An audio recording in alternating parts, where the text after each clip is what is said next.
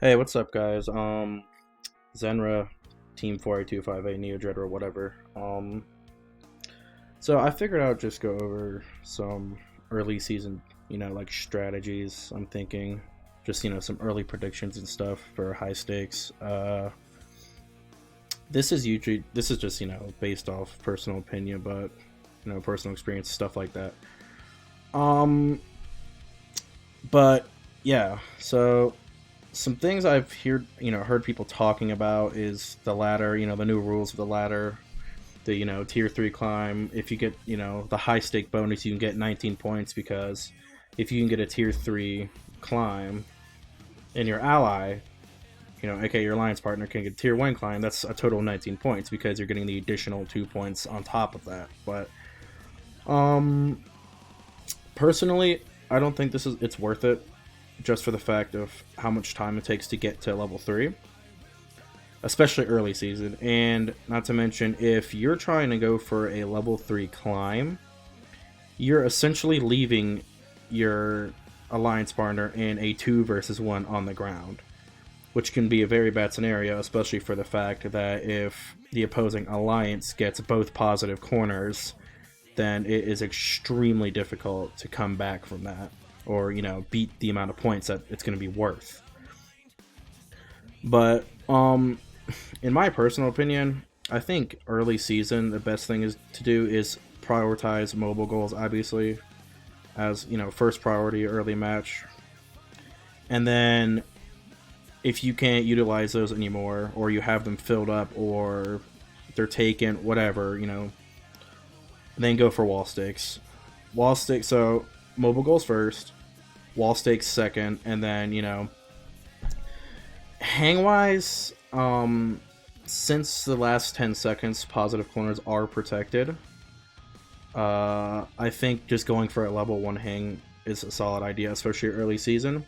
It's easy to do. I mean, sure, it's only 3 points, but this is a low scoring game. You're going to want to get as many points as you can.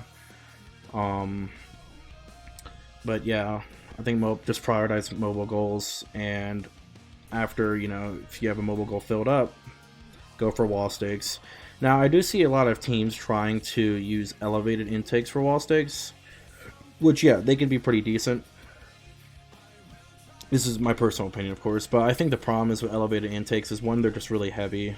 Well, I mean, if you design it properly, yeah, then it's not going to be as heavy. But and a big thing I've been really thinking about too is, if you're trying to use an elevated intake to score on a neutral wall stake, somebody can just ram into your side, and literally you're out taking rings outside the field, which 3 of those, it's a DQ. But personally, I think Claw's pretty decent. No, I don't think it's the best, but it's because it's lighter. You can just do a simple 2-bar tower takeover style Claw, and it'd be even extra butter points, or whatever, extra frosting on the cake, if you can score 2 rings at a time with a Claw on a wall stake. Not to mention, descoring exists. So as you've seen with, I think it's 2145Z, with their early bot, which I know they're not using that bot for MOA, obviously, but they could descore very easily. They could descore a full neutral wall stake very easily. So that's something to keep in mind. But primarily, if you can't do wall stakes, I don't think it's too big of a deal. But it's definitely something to keep in mind, for the fact that if you go against an opponent that can, then there's not much you can do against it, especially if they already have, a positive corner, and then they're scoring a wall stakes, and they have a hang, stuff like that, just, to keep in mind. But yeah, some things up, I feel like, personally, early season, just, focus on having a solid intake, focus on having a solid mobile goal clamp to be able to efficiently score the rings onto your, the neutral mobile goals. And yeah, prioritize positive corners, because they are very powerful. Now, not to negate anything from the negative corners, because they can be good, but I think the negative corners are more going to be situational. Because it's like, to even be able to efficiently use a negative corner against your opponent, you have to get a mobile goal with their colored rings on it. So, you know, trying to take that from another robot, especially if they have a mobile goal clamp, it's going to be very difficult. Now, one thing I was thinking about is, yeah, you can purposely go around and collect the opposing alliance's ring color and put it on a mobile goal. But what's so risky about doing that is if you can't get to a negative corner, then you just essentially scored, you know, a crap ton of rings for them. But, you know, it's just some things to keep in mind strategy-wise. Autonomous, you know, obviously try to go for AWP if you can, you know, autonomous win point.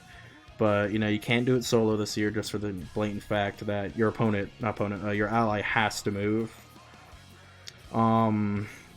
Which, you know, if anyone with, you know, anyone in the world with just the most basic autonomous in existence they'll move. So, you know, I brought up paint to like sketch stuff out, but I've just been rambling on the whole time.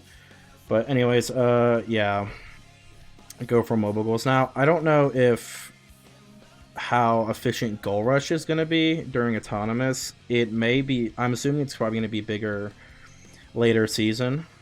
You know, later in the season, but who knows? You know, maybe it may be good. Maybe you might not. Who knows? Alliance colored stakes, yeah, I'd say they're useful. That's horrible. I'd say they're useful, definitely, you know, just for the fact that your opponent can't really do anything to, you know, descore the rings off them, and not to mention they're just really easy to score. You can do it autonomous, whatever. What else? Having an elevated intake, not elevated intake, an intake that can like flip up. So example, 2145Z's intake, you know how they had a piston that, if you've watched the reveal, obviously, if you haven't, I highly recommend you do. It's a solid bot, it's a solid reveal. Their intake can be, you know, a piston pulls the intake back and it can elevate it up. So like they're able to get forced. They're able to, like, example, if I'm on the red alliance and I want this red ring that's on top, you know, it's on top of the 3 other rings, aka a 4 stack, they're able to get that ring off the top, which is very useful. And for newer teams, I highly recommend you do something like this, because instead of having to, you know, drive over here and, you know, basically destroy the whole stack of rings, which you're gonna have to do that anyways, though, just, you know, to put a mobile goal into there, like if you're trying to get a positive corner.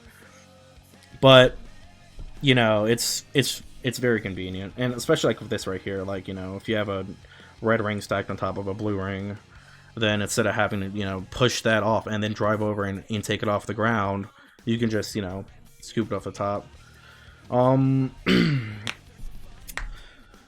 What else?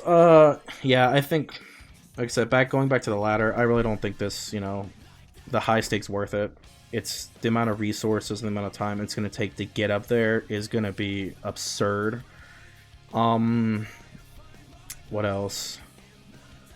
Yeah, I think level 1 Hang's going to be the play early season, y'all. Just personally.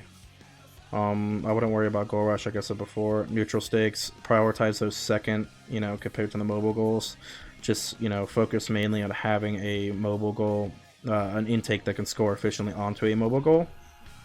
And yeah, positive corners, you know, these are going to be meta, like, personally. Because, you know, negative corners, they're going to be a lot more situationally based, so. Sorry for the background noise if you hear that, it's my phone going off. Anyways, yeah. Well, that's all I really have to say about this. If you have any questions, please, like, you know, leave me a comment. I'll be reluctant to answer. It may take me a little bit, but I will do my best to answer. And thank y'all for watching as usual. And anyways, take it easy, y'all.